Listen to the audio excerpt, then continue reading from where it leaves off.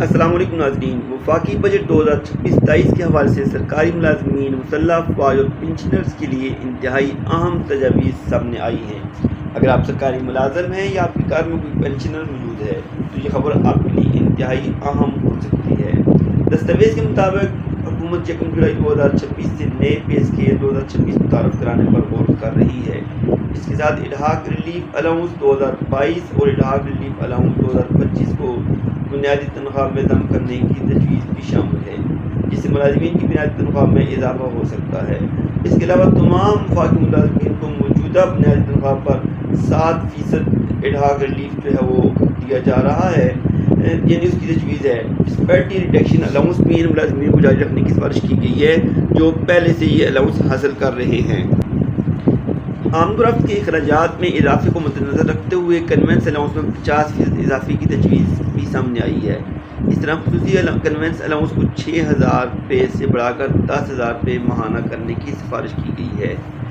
Civil arm forces کے ملازمین کے لیے کانسٹنٹ اٹینڈنٹ الاؤنس میں نمایاں اضافہ تجویز کیا گیا ہے جو 7,000 روپے سے بڑھ کر 30,000 روپے ہو سکتا ہے۔ امیگریشن اینڈ پاسپورٹ ڈپارٹمنٹ کے ملازمین کے لیے 100% IMPAS الاؤنس، جبکہ نیکٹا اور نیفٹیک کے ملازمین کے لیے بنیادی تنخواہ کا 150% خصوصی الاؤنس دینے کی تجویز دی گئی ہے۔ National high way and water way police کے ملازمین کے لیے خوشخبری ہے، مجوزہ دستاویز کے مطابق ان کا اسپیشل الاؤنس 10% سے بڑھا کر 50% کیا جا سکتا ہے۔ اس طرح نیشنل پولیس اکیڈمی میں تعینات افسران کو بنیادی تنخواہ کا 50% خصوصی الاؤنس دینے کی سفارش بھی کی گئی ہے۔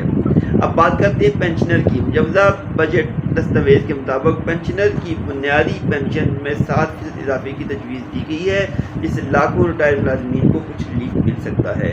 تاہم یہ بات یاد رکھنا بھی ضروری ہے کہ یہ تمام اقدامات فی الحال تجاویز ہیں، ان کا حتمی اطلاق حکومت کی منظوری، نوٹیفیکیشن اور متعلقہ شرائط کے بعد ہی ممکن ہوگا۔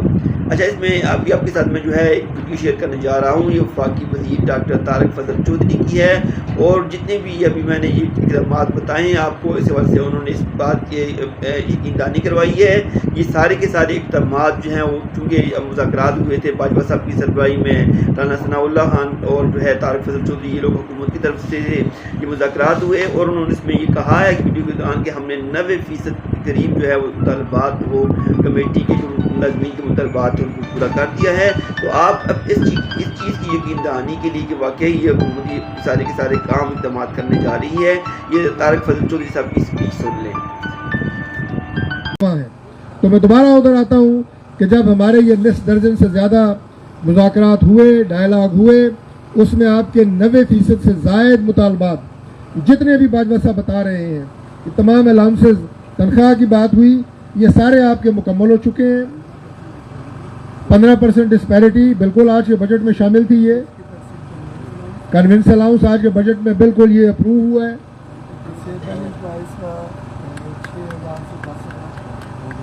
پریسائز فگر جو ہے یہ جو بتا رہے ہیں آپ ڈسیبل، یہ بھی ہو چکا ہے۔ جو 2 آپ کے ایڈہاک ریلیف الاؤنسز ہیں وہ بھی ضم ہو گئے ہیں، جو شروع میں فائنانس بالکل ماننے کے لیے تیار نہیں تھا۔ اور میں بھائیوں آپ کو آخر میں یہ بات عرض کرنا چاہتا ہوں اور آپ سے اپیل کرتا ہوں کہ آپ انتہائی پرامن طریقے سے جیسے یہاں تشریف لائے ہیں، اپنے اپنے گھروں کو آپ تشریف لے گئے، ہم آپ کی آواز ہے یہاں پارلیمنٹ میں، انشاءاللہ ہم آپ کے نمائندے ہیں، ہم آپ کے ترجمان ہیں یہاں پہ۔ بجٹ آج لے ہوئے ہے، یہ ٹیکنیکل بات میں آپ کو بتا رہا ہوں، بجٹ آج پیش کیا گیا ہے قومی اسمبلی کے اندر، اور انشاءاللہ اس مہینے کے آخر میں بجٹ پاس ہوگا۔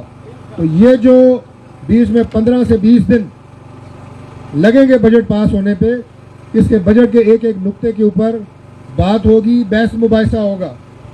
جو باتیں اپروو ہو چکی ہیں وہ تو 100% یقینی ہے، لیکن اگر جو میں نے کہا کہ 10% کمی رہ گئی ہے، وہ ان 10-15 دنوں میں آپ کے جو نمائندے یہاں موجود ہیں، ہم پھر بیٹھیں گے، کئی دفعہ بیٹھیں گے انشاءاللہ، اور بجٹ پاس ہونے سے پہلے جتنا مزید ممکن ہو سکا وہ بھی انشاءاللہ تعالی ہم اس میں انکارپوریٹ کرائیں گے۔